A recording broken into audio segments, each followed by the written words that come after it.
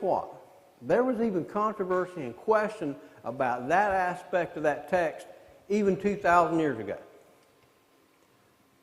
But you know what they all said, and I have to believe that, is that they said these two guys said physical days. And there's some that believe it went from Sabbath to Sabbath, and the 8 days is a general statement for about a week. What he's saying was that about 8 days was about a week. Many of them think that this began on the Sabbath and ended on the Sabbath, and Luke includes the day before and the day after. Now, I will tell you, Luke is a precision historian. He is an absolute precision historian. And if you look and you read, you will find that there's so many people that try to discredit the book of Luke because of what he said. But you know what? There have been people who were absolute atheists that went on missionary journeys to try to prove what he did was exactly wrong and what he said was inaccurate, and they changed their way of thinking because everywhere they turned, he was spot on. And they changed and was converted to Christ because of this has got to be real. Nobody can accumulate that kind of information back then. 2,000 years later, it'd be that accurate and it not be truthful. So what Luke did, being more accurate, so to speak, he said it took about a week for this to take place. So there's no discrepancy. There's nothing there that discredits 6 and 8 days. One saying about a week, the other saying 6 days. Right? All right. Questions about that? Yeah? I just got an observation that Matthew and Mark are Jewish writers, and they're trying to appeal to a Jewish mindset. Yep. Luke is a Gentile writer. He might be writing to people more with a Gentile mindset, might be including partial days. Could very well be. Full days in calculating that as well. Yeah. There's like a partial day and a partial day. A Jew might discount those as being part of that time frame, whereas Luke is a Gentile, he's including those as part of that. I agree with that. I do. Now, let's move a little farther.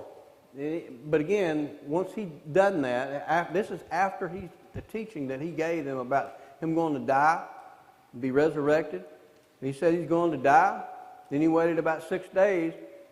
And I don't have any doubt that he didn't just have one conversation about him going to be dead, buried, rejected, and rise again, that he did that one time. I'm of the humble opinion that they talked about that the whole time before they went up on the mountain. That 6 days passed because he's with them. That's my opinion. Take that in the quarter and say you got something of value. Now, if you move down a little farther, let's go down to the second verse. And here's the point I was trying to make earlier about that metamorphosis. A metamorphosis comes from within, not that you paint your face. It's shown through his humanity. And what Matthew said, his face shone like the sun.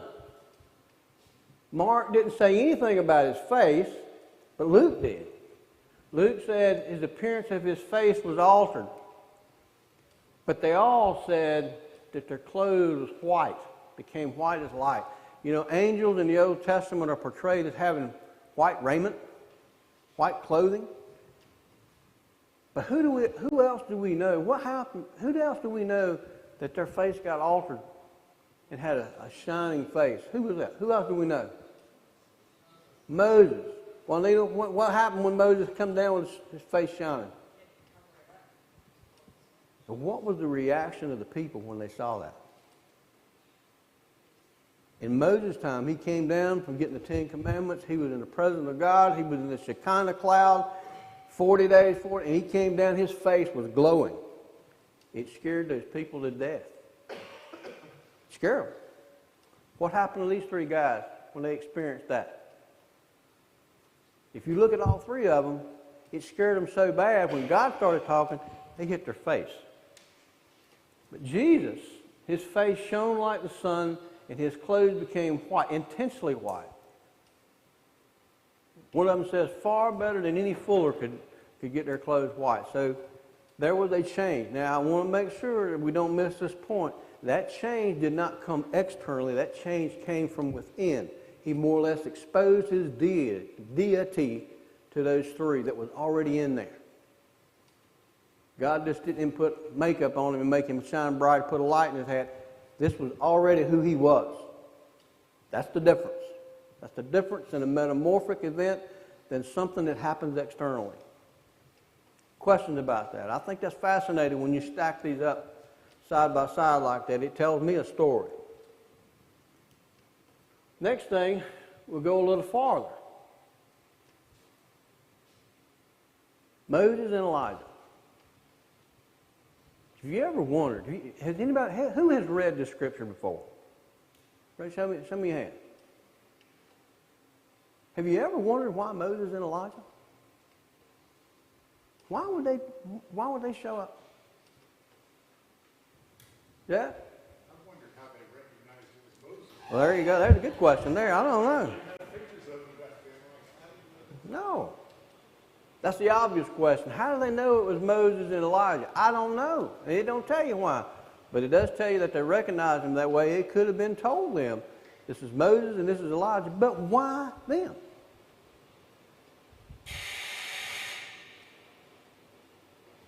Elijah faced great despair in times when he was discouraged and he felt he was alone.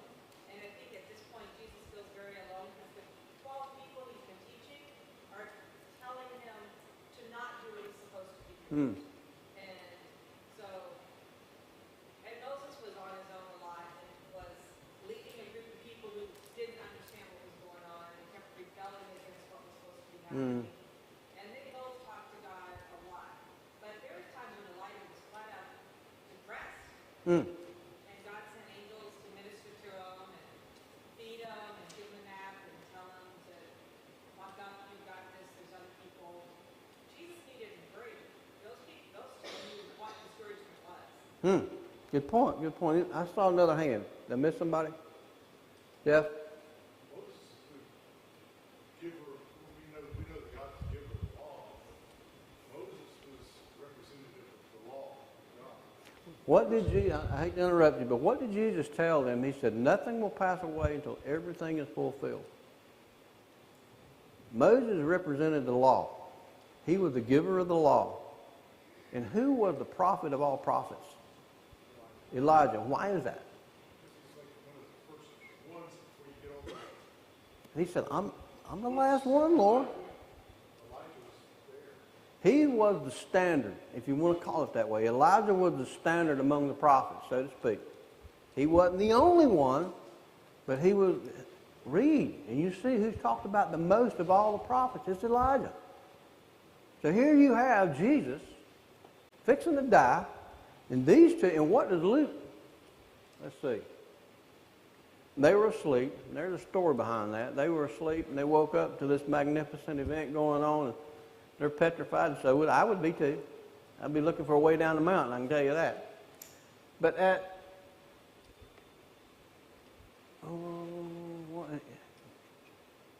look what Luke said. To your point, Juanita, what did Luke say about that event? They were talking about his departure. The human side of him probably needed encouragement, but I think there was 3 guys that followed him up the mountain that needed some encouragement too. And we'll get into that next week. We don't have time to do that today, but they were terrified. When God on Mount Sinai and he covered that mountain with a cloud and the people saw what was going on, they were terrified to the point they said, don't ever have the Lord do that again, Moses, unless we die. That's how scared they were. Can you imagine? Just imagine that Shekinah cloud that came over this room and something started talking out of it. It seemed a little bit funny, but when you put it in context,